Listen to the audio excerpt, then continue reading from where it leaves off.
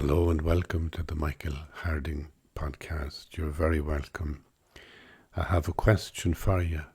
Did you ever feel completely useless? Did you ever feel like an old wet rag? Well, I felt like that this morning. And I know it's a kind of a natural thing that can happen to you when you've had an illness or when you're sick. When you're lying in bed for a long while. I came home from hospital a week ago, and yesterday then was a kind of a tough day. My energy was completely gone and I lay on the bed the whole day. And then you wake up this morning and the metabolism seems to be at a very low energy and your emotions are all on the floor. And the only way you can describe it is like feeling like a wet rag. It's a funny thing to say you feel like a wet rag. I'm not a wet rag, but it's how I feel. And I think we all feel like that sometimes. The only difference for me in this moment when I woke up this morning and I was feeling like that, I says to myself, inside you're fine. If you go really, really deep inside, I says to myself, you're perfectly fine. And one of the ways I use to kind of click into that experience of feeling well is to think about my inner being, the very core, like whatever is the light in me that might be buried under blankets of darkness. Anxieties, attachments and things I long for, or maybe things I really don't like. The kind of obsessive negativity about other people or other things that I don't like. Buried inside it all, there must be a sense of a chink of light, but that chink of light is in itself a totality of light. So it's like I tell myself, I'm already in heaven, except I don't know it. My attachments and aversions, they keep me from really fully experiencing that heaven is in this present moment, being here now. And sometimes I say heaven because that's in the Christian tradition what Jesus taught. The kingdom of heaven is now. And sometimes I think about it in terms of, Buddhist practice, and I use the word enlightenment. Because again, in Buddhism, there is a real sense that a human being, every one of us, is already completely enlightened. It's only that we're dulled by these disturbing emotions that fill up the mind like, muddy water filling a jug. And so this idea of the completion of every hope, the fulfillment of every hope, the perfection of what it would be to be joyful, that it's not in the future in linear time. It's outside time. It's a ground and foundation of how I am in time. My future is now, I just haven't realized it.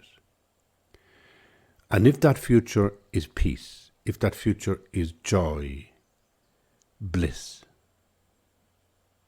which is what all the different wisdom traditions teach,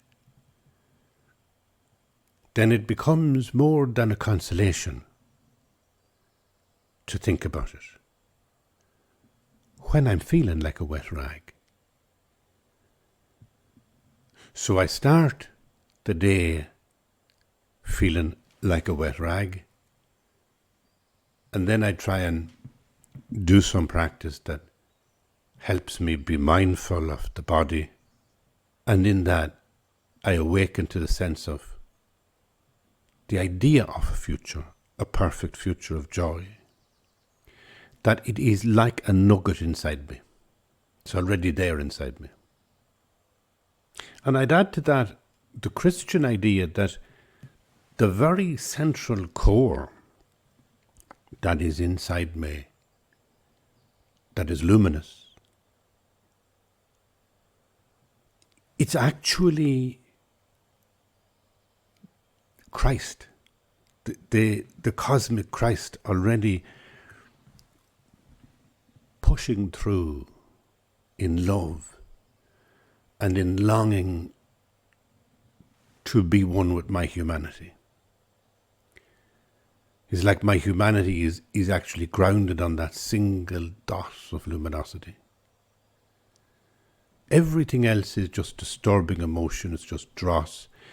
It's like the mortal body, it will age and die and pass away.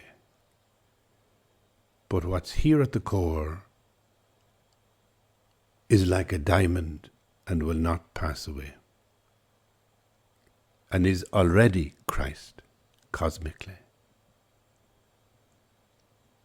I do not understand these things.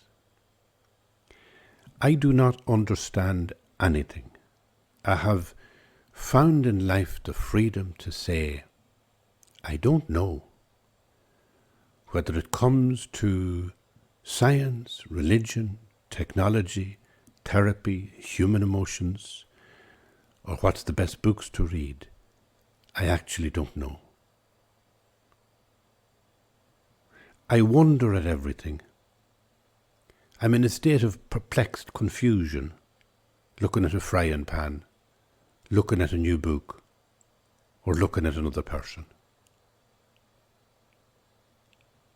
To the extent that I try and know it, and name it, and hold on to it, I lose that sense of wonder in the otherness of things.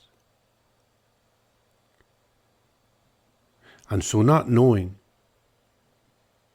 and wondering about being here now is a great blessing. But that doesn't stop me feeling like a wet rag.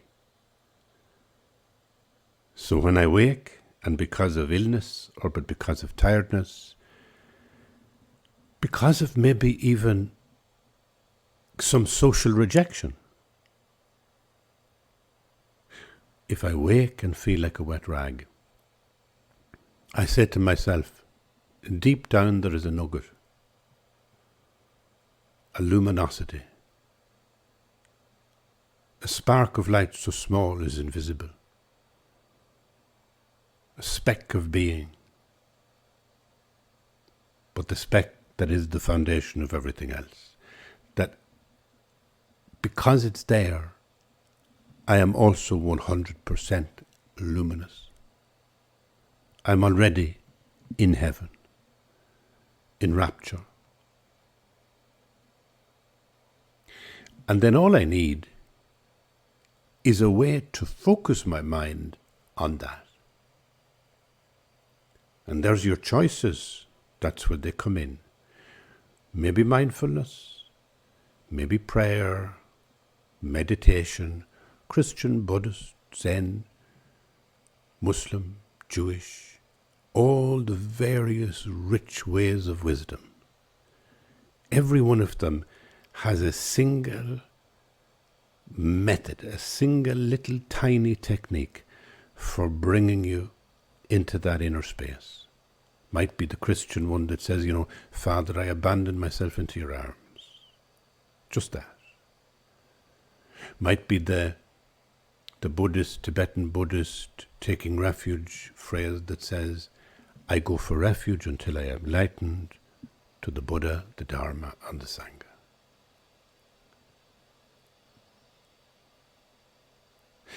In a sense, I suppose it's whatever little trick or mechanism that allows you to hand over who you are in your wet raggedness to a higher power.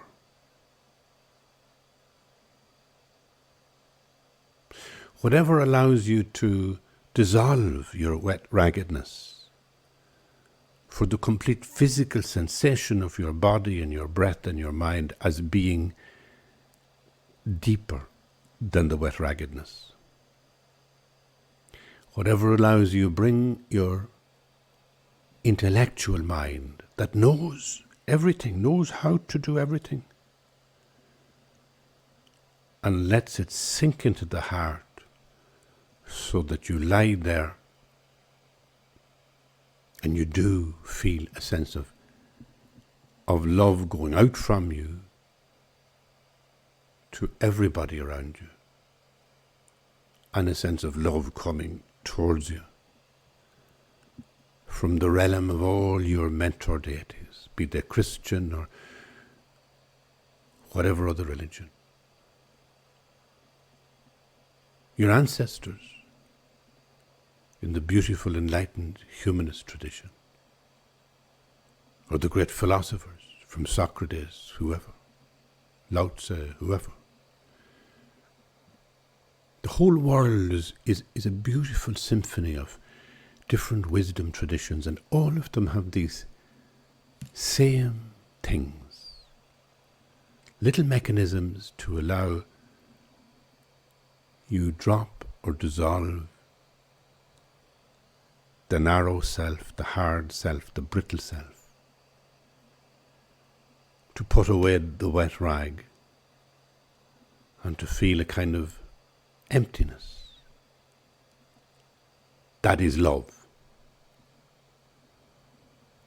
Yourself is no longer solid. Emptiness is the mother of compassion, the womb of compassion, I think is the phrase they use in Tibet.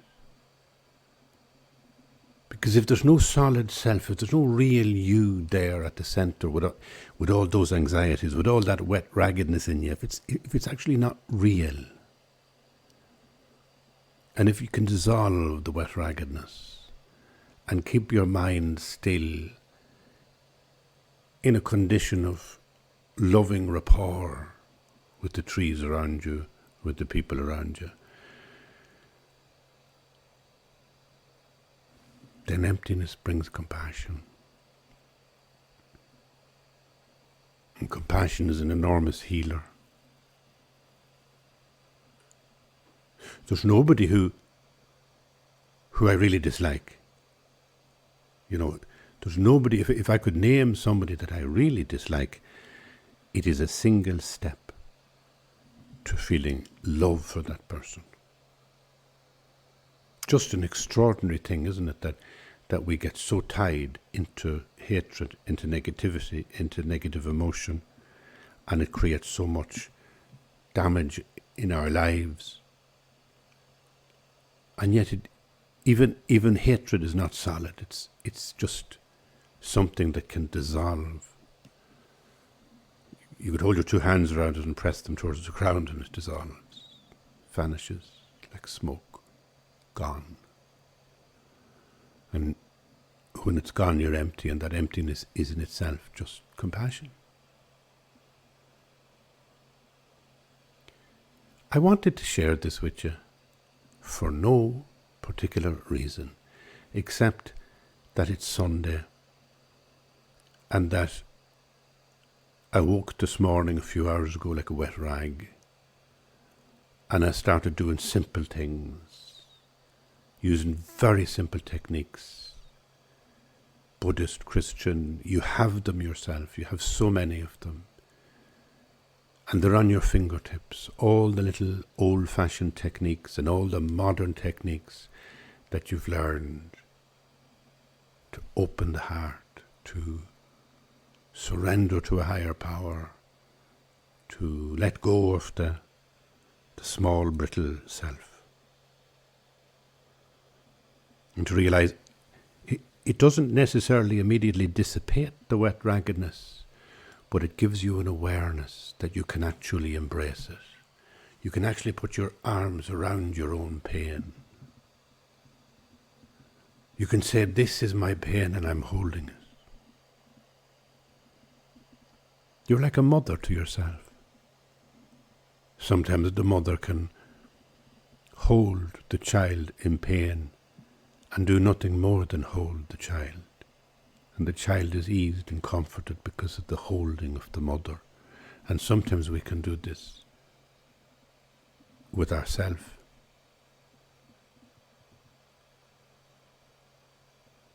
And it does pass. Whatever is the brittle self, whatever is the wet raggedness, once you hold it long enough, it begins to dissolve. I say all this without having the slightest amount of scholarship or knowledge for these things. But in my commitment on this podcast to sharing my story, I feel that today was just one more small, minor little landmark in the journey back from sickness. And today's station, if you like, is that station where we feel so wounded that it begins to become an emotional burden. We feel so sorry for ourselves. We feel this is happening to me, it's not happening to anybody else. And not only is it a physical problem, now I feel emotionally down about it.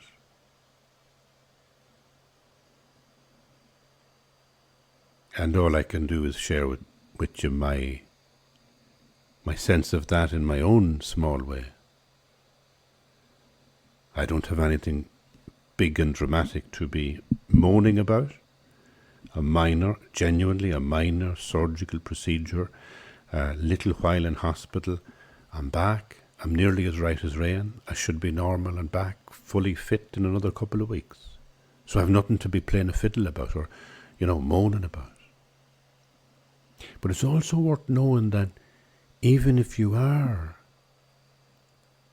experiencing some slight and small and miniature problem, but that it's having a huge effect on you, okay, then it's as important as anything else. When you feel like a wet rag because you have some really serious illness, or when you feel like a wet rag because you have a sore toe that you can't get rid of for 3 weeks and it just wears you down. The wet rag feeling is no less, in either case, the sense of despair and despondency and depression is no less painful, because it doesn't have a kind of a big, strong, logical causality behind it. Very small things, can bring us down. St. John of the Cross used to say that you can tie down a bird with a rope or a thread. Doesn't matter which, bird won't fly. And the bird is the soul. And the soul is that speck inside of luminosity, underneath all the disturbing emotions. That me that is already enlightened and will happen and will come as I work through the endless samsara of disturbing emotion. That heaven that is here and now, that I will finally experience fully, completely. This is the joy that's promised in every single wisdom tradition on earth. The completion of things in peace and in joy. I wanted to share that with you, to say to you, hold on to that joy and use little mechanisms to make it work for you, to allow your heart always to to find a way into that little tiny light, no matter how flickering it is, no matter how tiny it is. Find your light, your inner speck of luminosity, and know that that is going to grow into a complete, powerful light that fills your whole body and soul. Your wet raggedness is only the pain of now. Hold it. Put your arms round it. It will dissolve.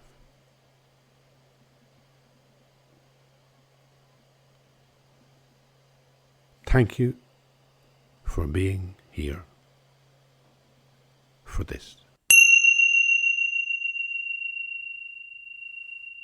Thank you. Bye-bye.